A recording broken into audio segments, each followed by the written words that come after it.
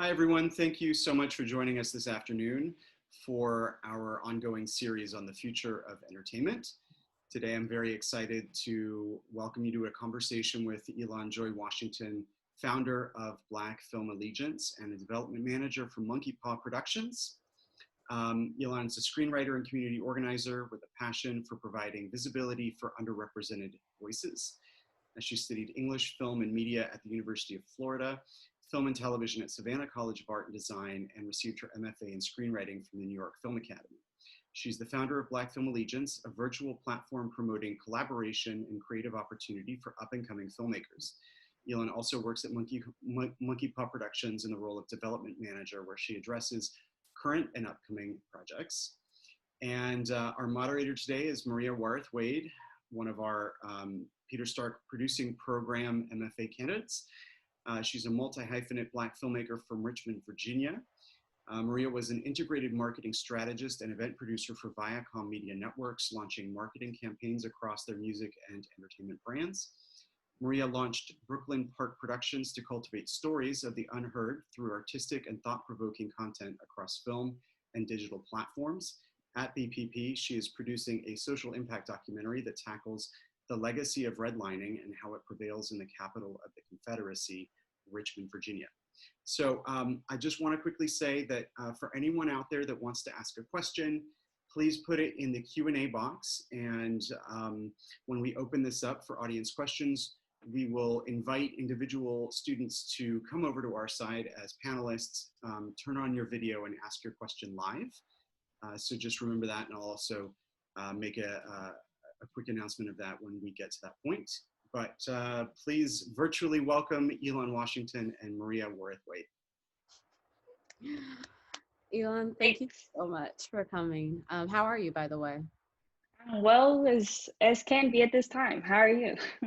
That's the thing, when you ask people that question, I feel like it's so loaded right now, and especially as a Black artist and Black woman, there's just so much 100%. in our news feed. So it's a tough thing to ask, but I have to ask it because I need to make sure we're good before we go into these type of conversations. For sure. So you're a screenwriter. Can you tell me a bit about your script, The Moors, and it made the Blacklist, and what was your connection to the story?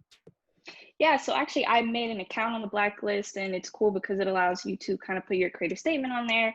And my connection to the story was that I'm really passionate about period pieces in general, but also those that center people of color in a light that's not in a submissive role or something that's too triggering or traumatizing. And most specifically, I wanted to see Black royalty. And a lot of people don't know the history about the Moorish Empire. And so I really enjoy research.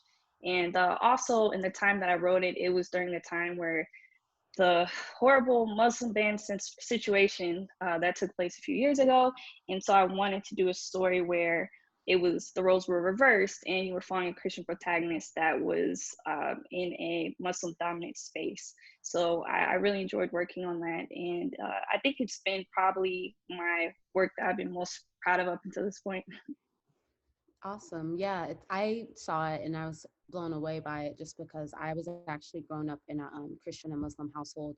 And so I think a lot of times, especially when you're Black, those two worlds are just seen so drastically different, especially being from the South. And so that type of story, I think, is just a really great nuance to tell. Has that Blacklist script, helped your career trajectory at all?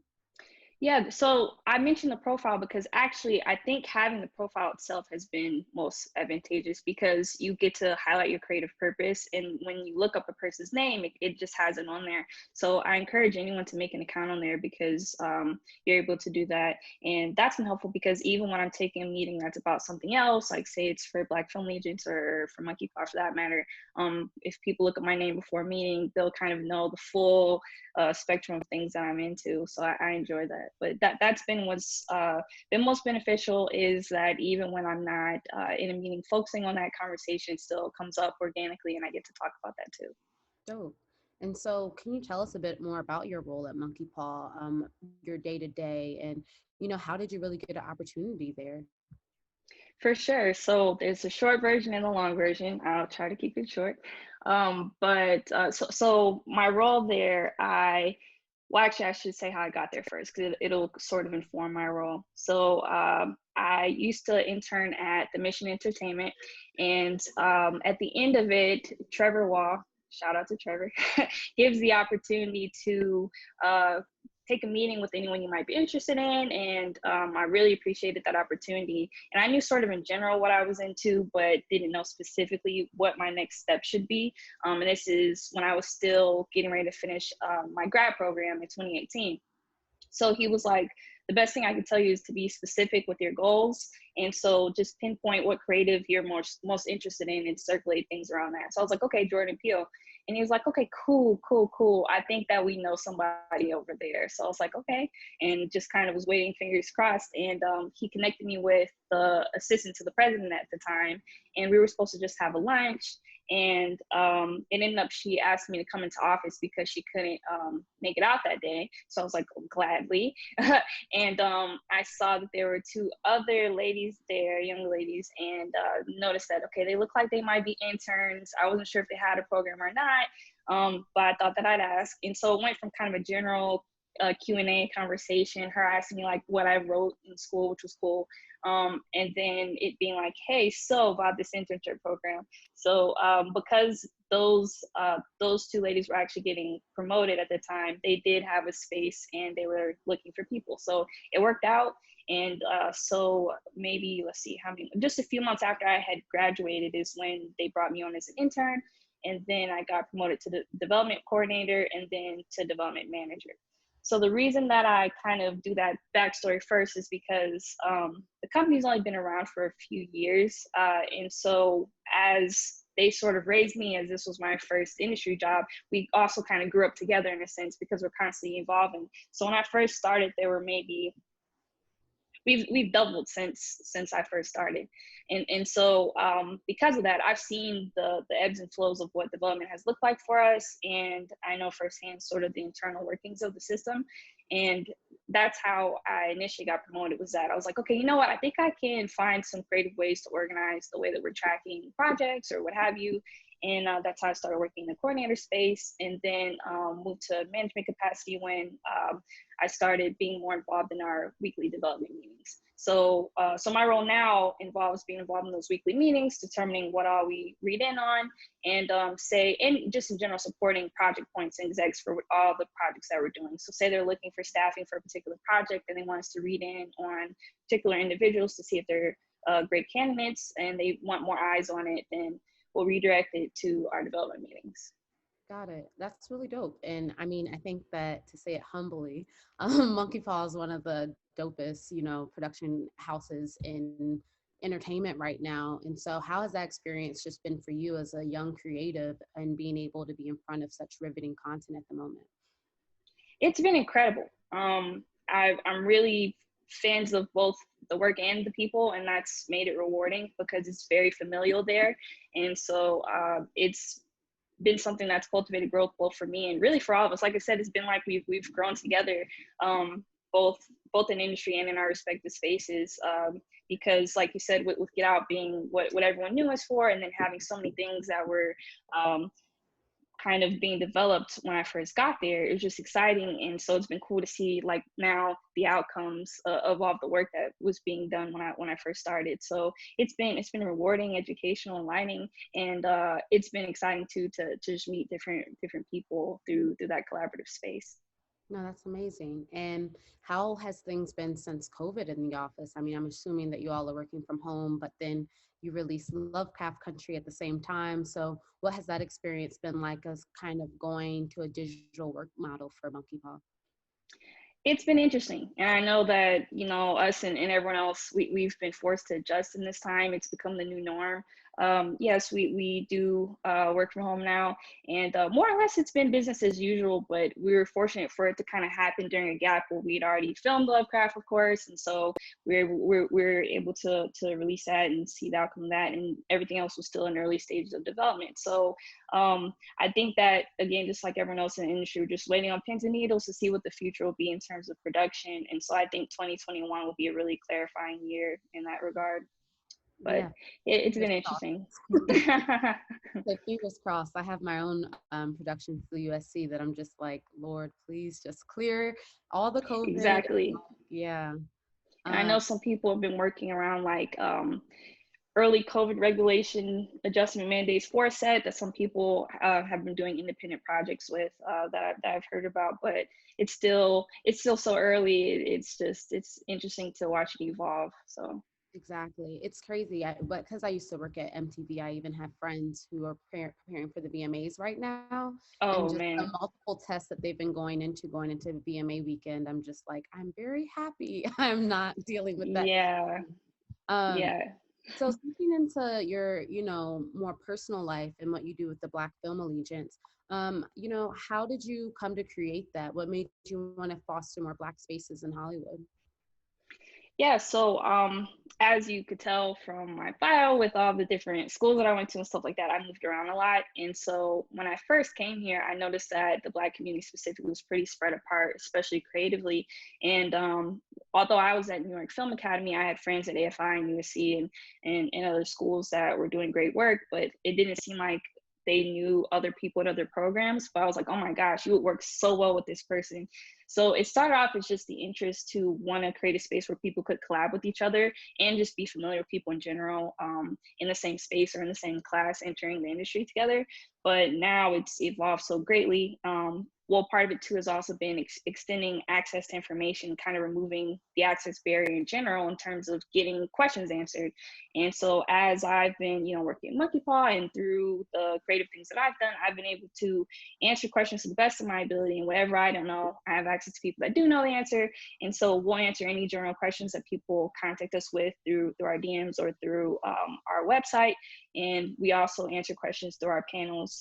We circulate episodes around addressing those questions. And we're looking forward to doing a couple more sub panels to more specifically cater to the intersection of music and film and for people in a performance space. So part of it has been that in sharing information, but also now it's evolved to a point where we do feature Fridays, where we do featured artists every week, and we share some of their work and what their genre interests are, where they'd like to work. And so now it's gotten to the point where there's been interest expressed in those artists, and so we've had a handful of artists get representation or general meetings with production companies. So it's been really exciting and rewarding. That's amazing, especially on the front of just, getting people to leverage their career in that way. I think that is so Absolutely. immeasurable. Can you talk, and you've kind of hinted about this, but can you talk a bit about the importance of building together? Because there's a lot of students on the line, both grad and undergrad. And I think one of the things that are so vital is realizing that you kind of have to build together and find your collaborators now. And so if you can Absolutely. talk a bit about that and, what was your experience as you came and rose the ranks? Yeah, so something that was always told to me was that you need to network at peer level as opposed to always striving towards the person that already made it. And I took that to heart because it just made a lot of sense. And I know you have, and for other people listening, like for anybody who's worked on a student project, you're really literally pulling together everything that you possibly have to make it happen. And so we have everything we need just amongst ourselves. We just need to have those conversations to realize it, or just to know what things people have interest in, which I realized was an issue as well, as people weren't being as vocal about what they wanted. They're saying, okay, I hope to be this one day, when there are people that can provide that opportunity right now. So yeah, I think that networking at a peer level is important because that's how you can get your projects made most urgently, but also as people around you advance in their respective positions and careers, now you've got friends in multiple spaces. So yeah, this just always been a model that I've gone by, and that we continue to pursue and use with Black Film Allegiance as well. Oh, and kind of switching gears a bit, but within the same realm of conversation, Monkeypaw's content is just so unapologetically Black, right? And so I think that's something that we all love about it, and that's something that, has made it one of the premier production houses. Could you talk a bit about how, you still have to navigate the gatekeepers in Hollywood and how, you personally stay motivated? I'm not sure if you're still writing scripts on the side, but what's that process like for you? Yeah, so excellent questions, two separate sides of mine. So on the work side of it, in dealing with those gatekeepers and those meetings, first we gain a huge passion and love for a project amongst ourselves in office, and then we work together to champion it, because no matter how much we see the worth or the relevance or the importance in certain stories, like you said, we still have to involve studios for distribution and have further conversations and pitch it further. So getting our interest is kind of just the first step. So that's definitely something that requires a lot of work, and we've gotten around it by being as detailed as we can in what the vision is. And when you're dealing with genre, especially dealing with people of color inserted in those stories, it's something people have literally never seen before. So it's nice to be able to use certain comps that people recognize, but at the same time, it's just inherently a different story when you're putting people of color in those spaces. So you can do the best you can to do comps, but the best work you can do is just be very descriptive in your vision and provide any form of aids that you can, whether it's visual or tonally or musically, to sort of paint that picture for people who are living outside of these worlds. So it's definitely a continuous challenge, but I think what motivates us is just the excitement about the project. So we make sure that before we push anything forward or to the next steps, or even present it to Jordan, that we make sure that it's something that we're passionate about, that we adore, and then I think that energy is contagious. And so yeah, that's what's been motivating. In terms of sort of the creative side and how it intermingles with these aspects of production, that's been really interesting, because I think that seeing the conversations that people have on the production side and the notes that people give for feedback, it can cause you to sort of police your own work in a sense, because it's like, oh no, I know in a voice in my head that's like, okay, this is how people would respond to this, and it can be sort of it can hold you back in a certain sense in that way creatively, and create writer's block. So I've had to learn to sort of put that down and separate and be like, okay, this is between just me and the paper, and get it done. So it's even that's been sort of a journey, but I appreciate how each category of work or experience informs one another, and ultimately allows me to give advice or feedback for other people going through the same thing. Yeah, I'm so happy you mentioned that, because I have that same issue of I will write something and then I'm like, what hashtag would go with this? Like, who on Black Exactly. Twitter is going to slam me, call it something crazy, trauma porn? And I'm like, no, it's not. And so I think that's, in a way, it's kind of the world we're living in right now. Yeah. And I wonder, for your own work, have you seen things that have been released, or that you've wanted to advocate for, but you've realized maybe accept it differently? Because I think that a lot of times, a lot of Black artists almost have a different measure of scale and success when we review our content versus, content from people who are non-Black. 100%. And there's a privilege in being able to be mediocre. And that's been something that's come up a lot, where it's like, in order to be even considered, you have to go above and beyond to be exceptional if you're in really any marginalized community, but especially if you're a person of color. And so now there's been a bit of a shift where it's like, people are like, oh yeah, Black Lives Matter, let's see this pitch.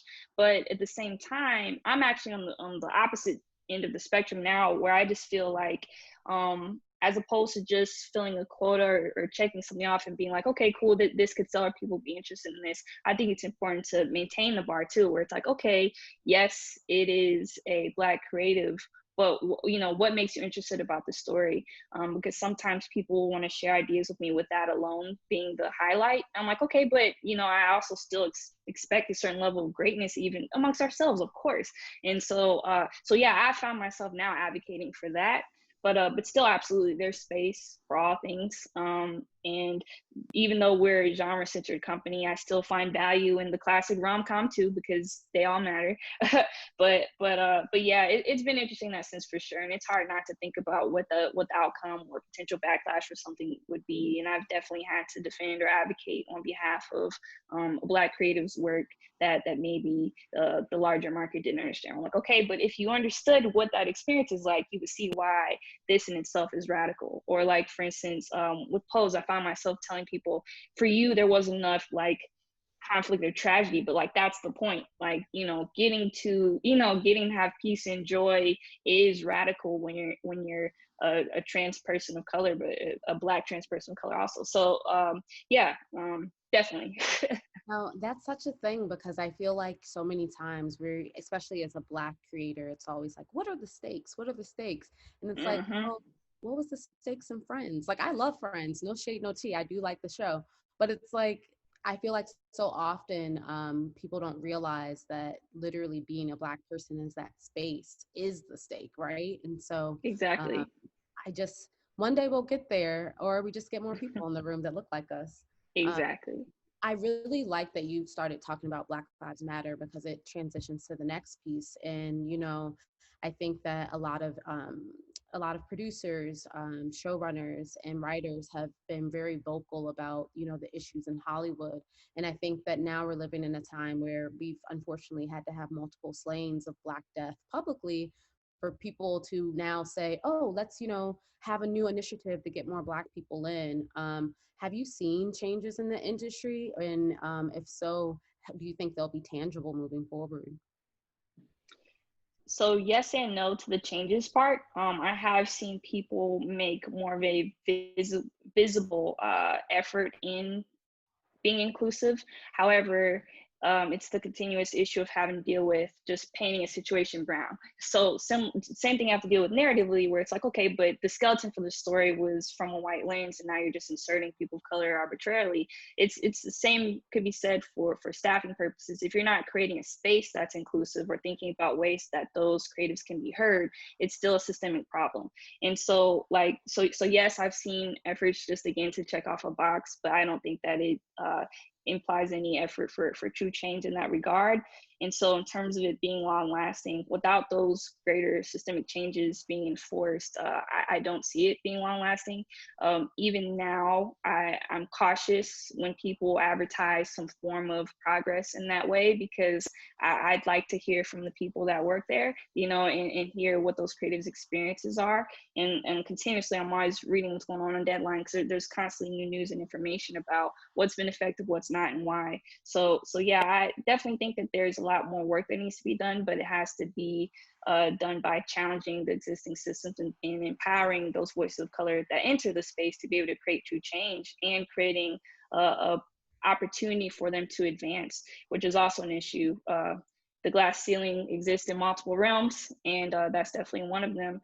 And so it's like, yeah, I'm working in this space, but how long have I been at sort of a staff writer position, or how long will it take me to ever work my way up? So yeah, I would like to watch it in time, because to me the true growth and change would be more long term in that sense. I'll know for real that something is serious in that sense when I see that form of advancement.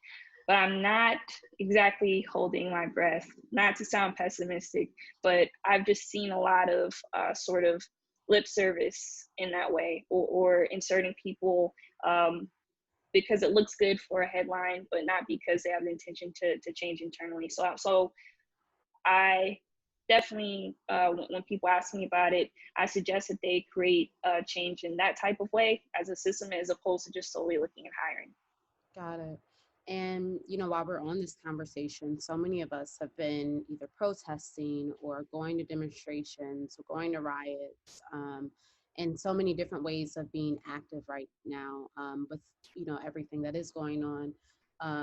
How do you think that, art and activism will kind of play a role in the future of content that we'll see over, I guess, the next year or so? Yeah, so I think that, of course, we're going to see an increase in certain forms of content that have the Black Lives Matter movement in mind, and that feature Black people specifically. But what I'm interested in seeing over time is how that discussion shifts from sort of present circumstance to maybe something like Afrofuturism, or something where we are triumphing in these spaces, as opposed to just focusing on our misery. And so unfortunately, I do think that there will be more of an immediate trend that swings towards, the now, which is understandable. And also, don't get me wrong, there are several companies and projects that had things going on before COVID that already were in that realm. But I do think that hopefully in the next 2 years, that will kind of shift towards conversations about, okay, what next, what now, and what does true liberation look like? Because that's the freedom that we have in a creative space, is to articulate that and allow all viewers to enjoy that, as opposed to solely educating those that are outside of that community, which is often the case. So I think it'll be continuously evolving, but that it'll for sure be something that people keep in mind going forward.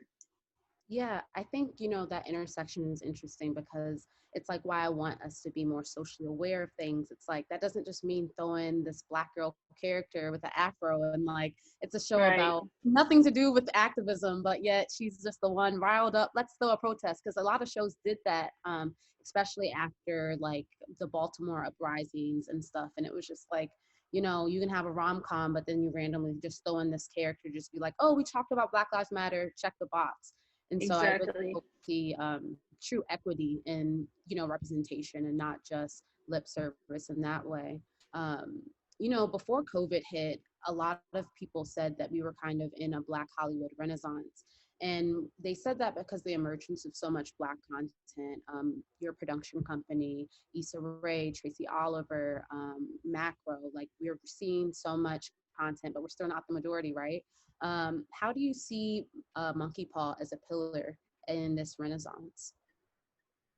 I think that's similar to those other groups you mentioned. It's just like keep on doing what we're doing. It's interesting because for some people it's a new conversation, but for us it's been something that's been discussed literally from the beginning. It's just integral to the way that we operate. And so we find ourselves being leaders in that space because people will consult with us when they're interested in meeting with creatives that have work that aligns with that mission or that goal, especially as it relates to genre. But yeah, and when you think about, Get Out, Moonlight, Black Panther, as soon as that happened, you could no longer really argue effectively and say that black films weren't profitable. So now people continuously have interest in inserting us in those spaces. But I think that what all production companies have to make sure we reiterate and that we create as an example is in creating those narratives with intentionality. And just like you said about inserting the girl in there with the afro, it's like, okay, but what's the rest of her story? Like there's depth to a person and you can express our humanity without showing our trauma. And so even when she's in a space of empowerment, she shouldn't only be exhibiting anger or grief. She's a person, well-rounded human that will have other categories in her life. So yeah, just operating that capacity has been something that we've been using continuously and going forward. Got it. And so I'll ask this one last question before I open it up to the group to see who has a question.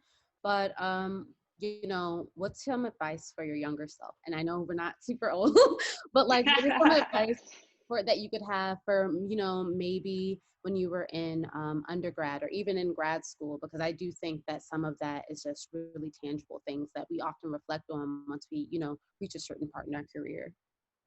Yeah, I think that school related specifically, it would be two things, and they're going to sound like they contradict, but they intersect, I promise. One is being specific about what I wanted to do and why, because I could have angled more of my even mentorship opportunities around that goal, and taking advantage of different professors that had connections in a certain realm based off of that. But I will contradict that by saying I wish I had taken more classes or at least gone to different after school clubs or programs that were around things that I was not directly in, like more animation stuff or things in that nature, because I think it's helpful to know a little bit of everything, and you also never know what else you might be into. So I think in some sense I would have told myself to be more specific in that regard, because I probably wouldn't have even had to have gone to grad school if I had that clarity younger. And so it's something that I always tell people about being intentional.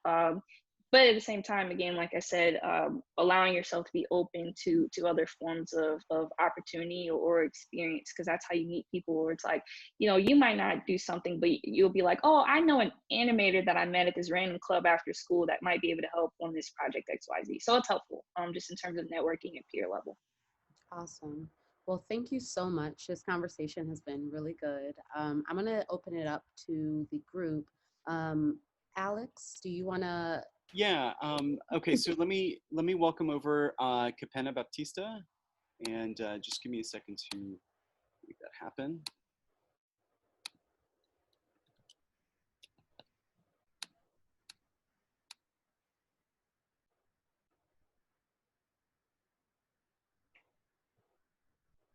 Hi there. Hi, nice to meet you. Nice to meet you too. Good to see you, Maria. Maria and I are in the same program, so Oh, cool. Good to see you here. So yeah, I kind of had just like a quick question. The Q&A panel went away from me, so I have to think about it again. But I'm someone who's really interested in getting into development. I kind of had a really interesting experience with development on the other side as a screenwriter. I was pitching a show actually to History Channel that involved Native Americans. I'm Native, by the way, and it would have been the first time that a Native person would have been on a show about Native people on History Channel, which I found really absurd, right? But they didn't end up picking me because they wanted to go with someone with a little bit more writing experience, right? Still kind of new to the field, which is totally fair in a sense, right? But that kind of made me realize the importance of development and the people who are on the other side of the pitch table who get to decide which stories get told and by who. So I've been kind of more interested in that side of the table and really the kind of work that you're doing. And so I'm really interested in what the core competency kind of areas or key skills that you would say are necessary to succeed in a development role. That's an excellent question. And please don't give up on your creative side as well, because that's really, really, really important. And people need Indigenous representation. That's a Chambers poster back there. Yeah. But anyway, that matters a lot. So anyway, okay, so on the development track, because you can definitely do both. I would say being organized in the way that you track and collect information, because that could lead to a lot of entry-level positions that people look for, like the coordinator role that I mentioned before, and also working in an administrative space. Usually people start off by either being assistants or interns when they're working on the development side. And there's different benefits in both. Being an intern, you can kind of ask more questions and learn more in an educational capacity similar to school.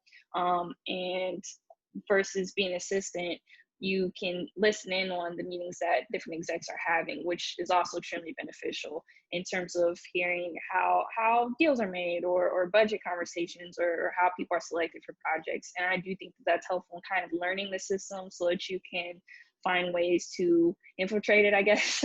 But yeah, that's helpful. And then also, I cannot stress enough the value of just the simple nature of writing an effective email, because when you do have to be, and I know that sounds simple, but especially when you're an assistant, there's so many times where you have to cancel meetings apologetically, and you don't want to, ruffle any feathers, but you just simply don't have a choice sometimes. And so being able to communicate effectively, professionally, and in a way that people like you, because frankly, likability is a big component of any position in this industry as well. And people always appreciate that and they remember that. And oftentimes, whoever is the assistant, or even honestly the rep also, they set the tone for the way a creative or a company is received. And that's really the first introduction you get before going into any space. So it's important that you represent them accordingly. So having all that in mind and focusing on the bigger picture and not just solely your role, but how it helps support other people will help you advance and get promoted. But because you're creative too, and I'll say again, like, please don't, abandon that side. It's also helpful in knowing the process of how they give notes and feedback for your own work. And so as you meet people and network in those spaces, I think that it would continuously give you opportunity on both sides. Thank you. Okay, let's welcome over Jamie Wu.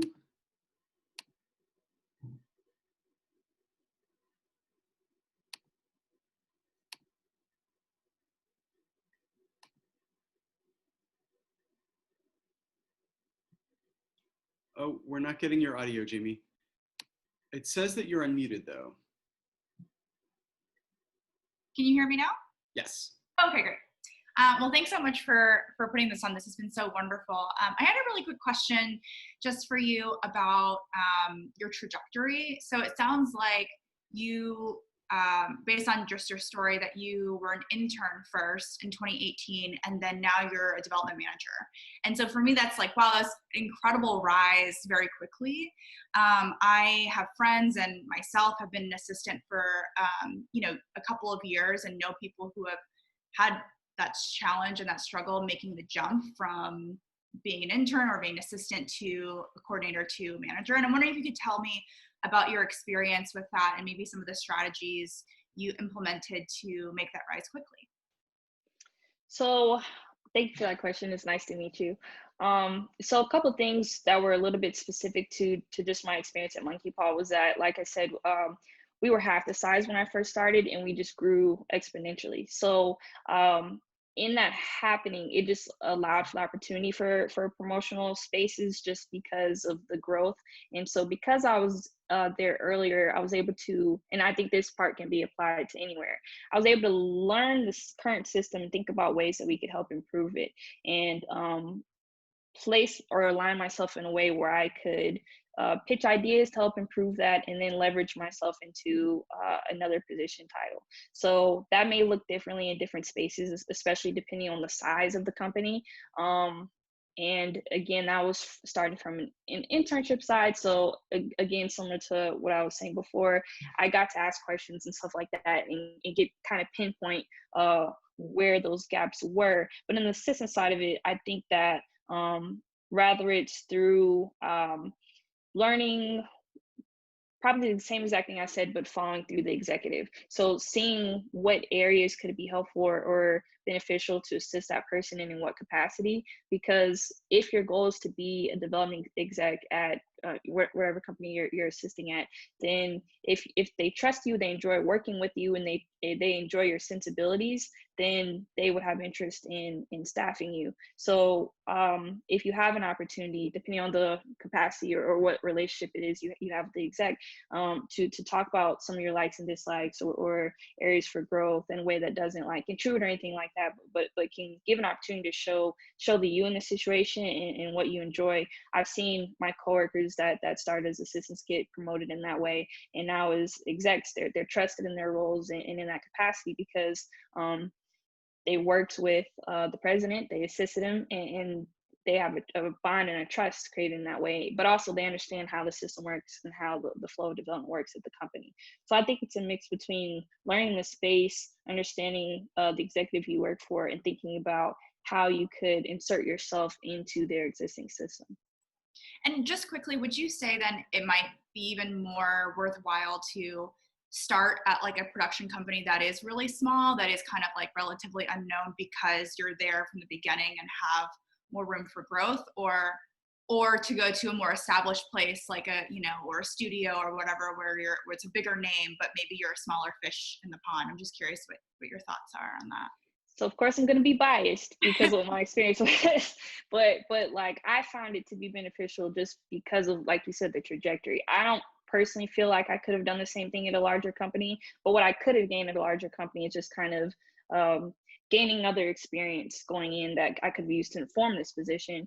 And so I think there's benefits on both sides. And of course, with the smaller space or company in and growing with them, depending on where they are with what they've already had produced, you have to sometimes wear a dozen hats because with friends I have that are companies that are very new, their title may be one thing, but they're doing 8 things, or maybe the pay isn't quite where they want it to be at yet. So it's a little bit of a give and take in that way, but I personally would still favor the smaller company. But again, people are able to find success and grow in larger companies as well. And the benefit in that is, especially because I know assistants are tight and there's a whole other community in that. The more people you know on that side, more people you work with, the more connections you have when you are an exec. So I think there's pros to either. Thank you so much. Of course. Okay, let's welcome over Ayana Ziegler.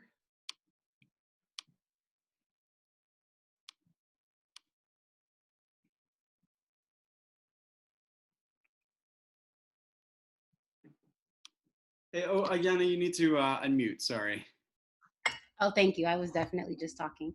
But hi, thank you. I'm Ayana. Thank you so much for this talk. It was pretty great. So I really found it interesting, the part when you were speaking about dropping characters of color into worlds or roles that were originally made for white characters or white white roles, and why that's not always appropriate, because this person comes with their own set of experience informed by their color and their background. I've heard a lot of people use, on the opposite of that argument, say, well, Black people can do anything a white person can do. If a white woman can act like that, then I can act like that. For me, I personally don't think that's true, but I've heard it so much. I would just like to know your thoughts, or is that a genuine, I guess, way to approach characters? Yeah, so for me personally, I still will disagree with anyone that says it can be or not even circumstantial, coincidental. I Character really needs to be grounded in purpose, in the core of who that personality should be, because we should be addressing character like they're real people. So if they're doing actions and behaviors that don't align with what their background, what their upbringing was, what their religion, any form of identity that defines that person, it just fundamentally doesn't make sense to me. Can it be done effectively for what it is? It just depends on what the content is. But if you're creating something elevated, I agree with you that it should always be considered, and that even if you are inserting people of color into a story that we've previously seen done by white cast members, then even then have to adjust or elevate in some sense, because like I was saying before, it's inherently a different story. Even the most simple log line, if you add that component, it's different. I know people were making jokes a bit ago, dark humor, but that James Bond, when people were considering James Bond being a person of color, where it's like, okay, but a lot of what he does is blend into spaces where often we're not at. And so even with something like that, you have to consider that and change the story. Could you do a colorblind thing where it just works out for him anyway? Sure, but there's a certain level of suspension of disbelief you have to do to achieve that. So I always tend to favor intentionality. Yeah, that makes a lot of sense. Thank you. Of course. Okay, let's welcome over Nkechi and Wabudike.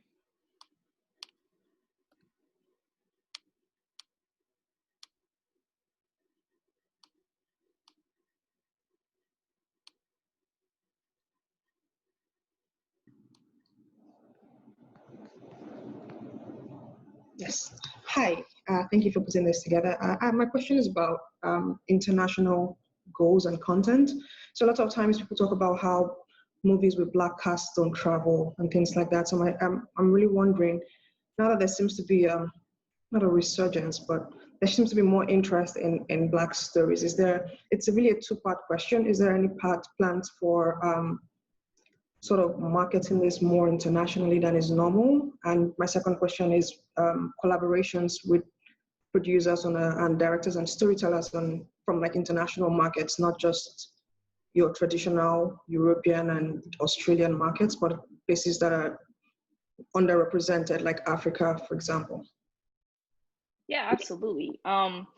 I think there's definitely becoming an increase in that realm, and Netflix is the best example I can think of right now. But I think there continues to be an appetite for that, especially because when people say diverse storytelling, that can mean a lot of different things. And I'm glad that now people are being more intentional about considering international projects and companies in other spaces. So I think that both with the popularity of streaming, especially sort of during this quarantine time, that in itself allows for more opportunity than what we had previously. And in doing that, they'll absolutely have to empower creatives within those respective spaces to tell their own stories. It'll be collaborative, like you mentioned, but I think now more than ever, it's an excellent time for that, especially as it relates to streaming platforms. I'm not sure if did that fully answer your question? It kind of did, like in a general sense, but if you want to give more specifics, I will not mind. Specifics about Monkeypaw. appetite or Monkeypaw. I thought you meant in general. Oh, absolutely. Yes. Anything that's in a genre space, we will have interest in following, caring about, or tracking, and we continuously do that.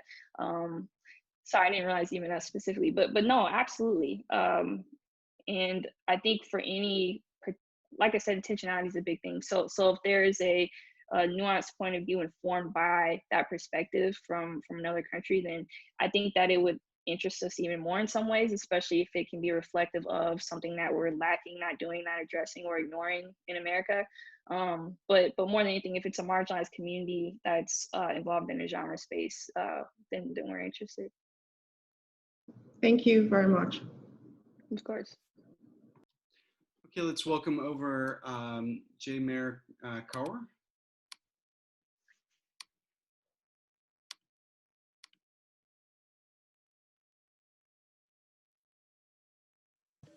Hi there. Thanks so much for sharing with us today. I was inspired and excited by what you said to Capenna earlier about sticking to your creative pursuits, even if you're following a path that's on the other side of the table. And I'm wondering if you can talk a little bit more about how you balance your life as a development manager and as a creative. I'm really interested in being a development executive, but I'm also a director. And you know, people have said to me, like, don't tell your boss that you're a writer or a director, and sort of how do you balance those two kind of divergent paths in your life? Yeah, so in more of a broader sense, I actually think that's becoming a lot more common. Most execs I know at different spaces are also wearing multiple hats and do both. But to your point, it does vary on what their level of transparency is. And Monkeypaw, like I said, is a bit more familial. So they all know what everyone likes, wants to do, interested in stuff like that. So there's a lot of ways in which we could continuously do both depending on what the project is, as long as there's open communication. So ours is actually the opposite, where the more transparency, the better. But no, yes, that does vary per situation. I think that when it's initial conversation for hiring, I wouldn't necessarily front end that information. But if you have a project or an opportunity that is becoming near or more apparent, that obviously, you know, it'd be good to sort of to let them in on that. But depending on the company, I think it's good to just be transparent overall, just because, like I said, it's becoming more common. But also, if you have a specific niche pocket that you're into, like if it's a particular genre space or what have you, then people will think of you and recommend you for things. Just like, oh yeah, man, and exec over and so, but they also do X, Y, Z, and they might be good for this. And so I found that honesty has been beneficial in that way, because people talk, and when it's positive like that and it's in reference to opportunity, I think it's good for people to know. And in terms of balancing personally, it's extremely difficult. But and like I was saying earlier, especially in terms of like kind of being in your own head with story notes and stuff like that. But I found that maintaining a schedule is helpful. But most importantly, being involved in some form of writers group. So for you, especially directing now with it being a visual medium, it might look like further honing in on and developing your craft. Maybe it would look like looking into animation because of kind of the times we're in right now, or just seeing kind of what flexing different muscles in your capacity as a director, just so that when the world kind of starts moving again, you'll be ready. So yeah, I think it's a mix between constantly staying educated and keeping a schedule for yourself.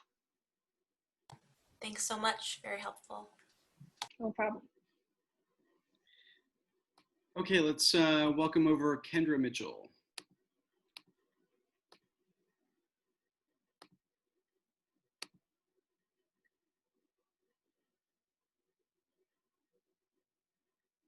Hi. Do I get one or two questions? Oh, you get two.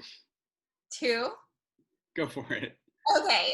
So the first question is, there's so much creative content out there now, and especially as a person of color, you're keeping up with all of the amazing content people of color are creating, but then you also have to keep up with all of the content that are in the like white dialogue. So how do you, sort of building off of Mayhair's question, like how do you manage keeping up with all of the content? I kid you not, it's an uphill battle for a person of color, because even when you start off, especially in film school, you know, there's a whole slate of things that everyone else would have known or talked about or experienced or grew up with that probably you're just seeing for the first time. And the code of excellence as a creative in the industry, and that list of things you need to have seen for people to view you as legitimate as a creative is entirely different than, for instance, like the Black movies that I would have needed to have seen for people to, you know, understand me in that way. So I think that it can be a bit overwhelming, especially now there's so much content to see and view, but I sort of now prioritize them based off of what's being most discussed, because I know people will ask me about it. And so much of what the small talk is at the beginning of an interview or the beginning of a meeting is about whatever new show there is. So just being at least read in on that, and then prioritizing afterwards based off of what you actually, had personal interest in prior, can be helpful. But, or just if you see any particular new trailer that grabs you, then you could be the conversation starter in that sense and mention that and that too. But so that's how I've been prioritizing it. But to your point, like there is a lot of content out now. And I think that in some ways I'm still playing catch up in terms of the centuries of dialogue, even on the literary side, that's in conversation. So yeah, just constant effort, work, and prioritization. Awesome, thank you. And my second question is, in terms of film criticism, how do we critique and talk about Black film and television without undermining the artists behind it? Because we know, like, white filmmakers get everyone is going to have really great successes and then a few learning opportunities. But it feels like if you don't knock the ball out of the park in the first one, then you don't get that second shot. And then also, if you draw attention to people's faults, that becomes the dialogue, and you could undermine their growth. So how do we navigate that conversation? And is it different in different spaces? Loaded question, but very important one. So let me try to unpack it. And if I miss a part of it, please tell me. So this is something that I actually talk about a lot, both personally and with my colleagues. And I think it's an evolving conversation that's changed drastically within the past, like maybe 4-ish years. And before, you just absolutely can never, ever, say anything. I think now it's evolved to the point where you don't have a choice, because some messages, depending on what the topic is and the level of visibility, can actually be dangerous if you don't speak out on them. And by using your voice in that way, because people do look at the feedback, the bloggers, the tweets and stuff like that, it gives opportunity to not only challenge something that is not true for you, your community, or whatever that may be in terms of messaging or depiction, but also can support probably whoever behind the scenes felt the same way. Because you can imagine that when people are creating something, so many people, thoughts, opinions, and feedback is involved with that. So there would have always been someone that maybe said that same thing and it went unheard. Now, when everyone is belatedly saying, oh my gosh, this part is so problematic, someone should have said something or done something, that allows that person to be like, and so I'm torn still in a sense too, where it's like it's important, but also not at the expense of the filmmaker. We're not ever speaking out with the intent of removing someone's opportunity to have another chance, but I think that there's a way to carefully address a narrative issue or a thematic issue or character issue without disturbing that person's opportunity. I think that for everybody that, for anybody you see, anybody that learned the craft of note giving, those are the people that actually need to speak out the most. And I know there's more at stake, because these are the people that are trying to enter the industry, and people also don't want to hurt any of their own chances or anything like that. But you're especially or you have a special ability to give that feedback in that way, because you can carefully give a note without with being tactful, and I think that's important. So I would say still continue to give the note, but do it in a way that we learned to do it in school. say what was effective, say what was positive, but then critique that specific thing. And I think that continues to be the most effective way to give notes. Unfortunately, when you're in a space like Twitter or it's a blog or something, it's very all or nothing. So yeah, like I said, something that's still evolving and that even I'm still navigating, but I do think we're in a space where we need to give pushback on certain things, especially with the platform that we now have. And I think that's part of the distinction too, is that before we were kind of making stuff for us, by us, and we were the only ones watching it. But now that there's people watching it everywhere, even around the world, it's really important that we depict ourselves appropriately and accurately. So I hope that answers your question. Thank you so much. I appreciate it. No problem. Okay, so let's take two more. We've got Nathaniel Kweku.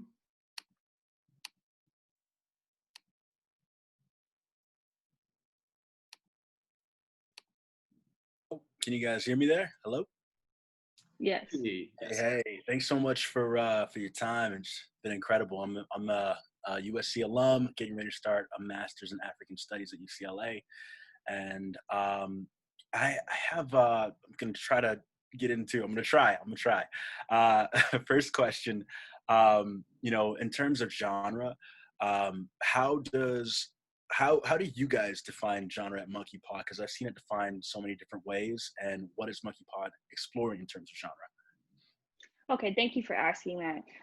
So for us, it's basically anything but straight comedy and straight drama, straight comedy and straight drama. So that would be sci-fi, horror, elevated thriller, literally fantasy, literally anything else but those two things. And I'm glad that you asked to clarify because by definition, technically a genre would also be those things and it confuses a lot of people. But when we say genre, we mean anything in those other elevated capacities. So for us, it's defined by having a social message within it and focusing on marginalized communities, but absolutely being in a space that's not straight drama or comedy. That's great. Second question, with regards to packaging, or excuse me, with regards to submissions, are from agencies, are you guys generally looking for packaged submissions, or are you more open to new writers, or kind of what's that like at Monkeypaw? It varies greatly, but we're always interested in empowering new writers or new creators in general that are outstanding, excellent, just need the opportunity. And I feel like we do a pretty good job of finding those voices, but it doesn't always have to be packaged a certain way for us to review it. As long as the content is great and it aligns with our mission, then yeah, we gladly check it out. Great. Thanks so much. Of course. Okay, let's bring on one final question from Ellen Amare.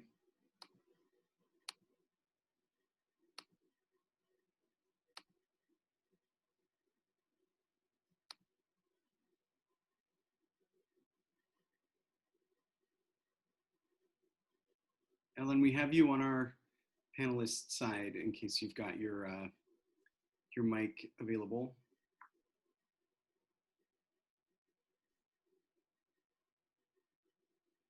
Okay, well, I'll just go ahead and read this out loud. What was the process like for you getting your first internship, and how did you market yourself? Oh, I'm sorry, Ellen. It just, oh, no, it's okay. But please, in your own words. Well, first of all, thank you for joining us and talking with us. But I wanted to ask you, when it comes to job opportunities, whether it was internship or first jobs, what was it like marketing yourself? And what was that process like for you? So this goes into the long version of the question that I was going to answer the first time, but I think it's important. So thank you for asking. I pretty much aligned myself with whoever had personal goals, interests, aims, or politics that were the same as mine. And that matters because their decisions who they surround themselves with will also be people that you'd like to meet. And so to be more specific, when I was in school, there was a guest speaker that came into my business class, and he was excellent. And he was actually talking about the missing Black and brown girls. This is when that was. And that had nothing to do with what he was there to speak about. But he was like, look, this matters more than anything I'm here to say. I just thought his conversation was outstanding. And I asked my professor if I could have his contact information to talk with him further. And he ended up being a mentor of mine. And although he wasn't a person of color or a woman, he just was someone that, because of his sensibilities, because of things that mattered to him, he of course was friends with everybody else that was within that same plane. So that's why I think that aligning yourself based off of interest matters most, but and with personal goals as well. But yeah, so he's who connected me with the Mission Entertainment, and then the Mission is who connected me to Monkeypaw. And so kind of just the orbit of like minds was what was helpful. And in terms of marketing myself, just being honest about what I cared about, why, and what my passions were tended to make people have interest in connecting me to other people. And like I said, because there was so many people that had similar interests and like minds, it was easy for them to be like, oh yeah, we have this intern, Elon, you love her because she likes XYZ. And I think at the time, a Kendrick album had come out or something. So just even stuff like that in terms of music interest, it still connects to other lanes that people are passionate about, have interest in. And because, like I said, likability is such a big component, I think that it makes it much easier to organically be yourself in a space when you can be true and authentic in that way, as opposed to having to put on in order to fit or mesh. And so it's a blessing now in this time where we have more of opportunity to be involved in different spaces that have those types of perspectives. I can't imagine what would have been like to join the industry years prior, but because it's been within more of the now, I've had the opportunity to just meet with people based off of shared interests. So that's what I would recommend for anybody too, no matter what that looks like, even if it's video game design or whatever that category is, because they'll always have more people that are into that too, and then they can all help you also. Great, thank you so much. No problem.